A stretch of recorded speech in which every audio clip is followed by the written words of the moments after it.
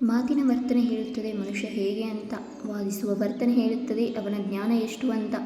ಅಹಂಕಾರ ಹೇಳುತ್ತದೆ ಅವನ ಬಳಿ ಇರುವ ಧನ ಎಷ್ಟು ಅಂತ. ಸಂಸ್ಕಾರ ಹೇಳುತ್ತದೆ ಅವರ ಮನೆತನ ಹೇಗಿದೆ ಅಂತ.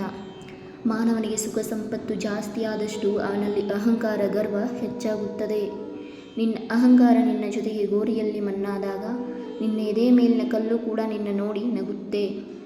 ಮನುಷ್ಯ ಎಷ್ಟೇ ಕೆಂಪಾಗಿದ್ದರೂ ಅವನ ನೆರಳು ಕಪ್ಪಾಗಿಯೇ ಇರುತ್ತದೆ. ನಾನು ಶ್ರೇಷ್ಠ ಅನ್ನೋದು ಆತ್ಮವಿಶ್ವಾಸ, ನಾನೇ ಶ್ರೇಷ್ಠ ಅನ್ನೋದು ಅಹಂಕಾರ.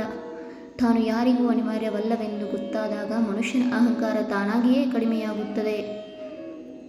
ಜನಿಸಿದಾಗಲೂ ಎತ್ತಬೇಕು, ನಿನ್ನ ಮರಣ ಹೊಂದಿದರೂ ಎತ್ತಬೇಕು.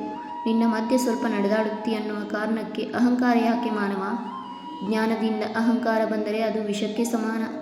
ಜ್ಞಾನದಿಂದ ವಿನಯ ಬಂದರೆ ಅದು ಸಮಾನ.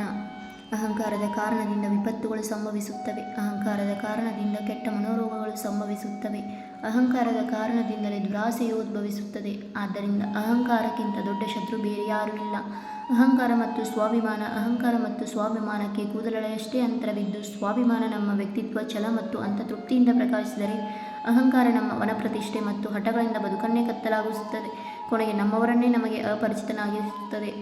ತಿಳುವಳಿಕೆ ಇಲ್ಲದವನನ್ನು ಒಪ್ಪಿಸುವುದು ಸುಲಭ, ಹೆಚ್ಚು ತಿಳಿದವನನ್ನು ಒಪ್ಪಿಸುವುದು ಇನ್ನೂ ಸುಲಭ. ಆದರೆ ಸ್ವಲ್ಪ ತಿಳಿದುಕೊಂಡು ಅಹಂಕಾರ ಪಡುವ ಮನುಷ್ಯನನ್ನು ದೇವರಿಂದ ಕೂಡ ಒಪ್ಪಿಸಲು ಸಾಧ್ಯವಿಲ್ಲ. ನಿನ್ನ ವ್ಯಕ್ತಿತ್ವ ಮಹಾರಾಜನಂತಿರಲಿ, ಅಹಂಕಾರ ಸೇವಕನಂತೆ. ಆಗ ಆನಂದ ಮತ್ತು ಯಶಸ್ಸಿನ ಸಾಮ್ರಾಜ್ಯವನ್ನೇ ನೀನು ಕಟ್ಟಬಲ್ಲೆ. ದುಡ್ಡಿದೆ ಅಂತ ಅಹಂಕಾರ ತೋರಿಸಬಾರದು, ಯಾಕಂದರೆ ದುಡ್ಡು ಮನುಷ್ಯನನ್ನು ಮೇಲಕ್ಕೆ ಕೊಂಡು ಹೋಗುತ್ತದೆ. ಅದೇ ದುಡ್ಡು ಮನುಷ್ಯನನ್ನು ಮೇಲಕ್ಕೆ ಕೊಂಡೊಯ್ಯಲಾಗದು. ನಿಮ್ಮ ಅಹಂಕಾರ ನಿಮ್ಮೆದುರಿಗೆ ಮುರಿದು ಬೀಳುವಾಗ ಆಗುವ ಸಂಕಟ ಹೇಳಿ ಮುಗಿಯುವುದಲ್ಲ. ಅದಕ್ಕೆ ಅಧಿಕಾರವಿದ್ದಾಗ ತಗ್ಗಿ ಬಗ್ಗಿ ನಡೆಯುವುದು ಒಳ್ಳೆಯದು. ಬಲ ಇದೆ ಎಂದು ಅಹಂಕಾರ ಪಡಬೇಡ, ಯಾಕಂದರೆ ಕಲ್ಲು ನೀರಿನಲ್ಲಿ ಬಿದ್ದಾಗ ತನ್ನ ಭಾರದಿಂದಲೇ ಮುಳುಗುತ್ತದೆ. ಅಹಂಕಾರ ಶಕ್ತಿಯಲ್ಲ, ಅದು ಆತ್ಮವನ್ನು ಕವಿದಿರುವ ಅಜ್ಞಾನ ರೂಪಿಯಾದ ಒಂದು ಪರದೆಯಾಗಿದೆ. ಅಜ್ಞಾನ ಇರುವಷ್ಟು ಕಾಲ ಅಹಂಕಾರ ನಮ್ಮೊಂದಿಗೆ ಇರುತ್ತದೆ. ಜ್ಞಾನದೊಂದಿಗೆ ಅಹಂಕಾರ ಲಯವಾಗಿ ಆ ಜಾಗದಲ್ಲಿ ಆತ್ಮದ ದರ್ಶನವಾಗುತ್ತದೆ. ಜೀವನ ಇರುವುದೇ 2 ದಿನ, ಒಂದು ನಿನ್ನ ಪರವಾದ ದಿನ, ಮತ್ತೊಂದು ನಿನ್ನ ವಿರುದ್ಧವಾದ ದಿನ. ಪರವಾದ ದಿನದಲ್ಲಿ ಅಹಂಕಾರ ತೋರಿಸಬೇಡ, ವಿರುದ್ಧವಾದ ದಿನದಲ್ಲಿ ತಾಳ್ಮೆಯನ್ನು ಕಳೆದುಕೊಳ್ಳಬೇಡ. ಮನುಷ್ಯನ ಅಹಂಕಾರ ಅವನ ಅವನತಿಗೆ ಕಾರಣವಾಗಿ ಬಿಡುತ್ತದೆ. ಮನುಷ್ಯನಿಗೆ ಅಹಂಕಾರ ಹೆಚ್ಚಾದಷ್ಟು ಆತ ಅನಾಥನಾಗುತ್ತಾನೆ.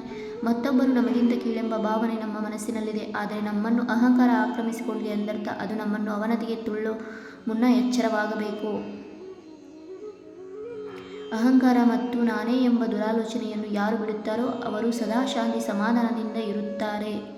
ಈ ವಿಡಿಯೋ ಏನಾದರೂ ಇಷ್ಟವಾದರೆ please like, comment, share and subscribe ಮಾಡೋದನ್ನು ಮರಿಬೇಡಿ.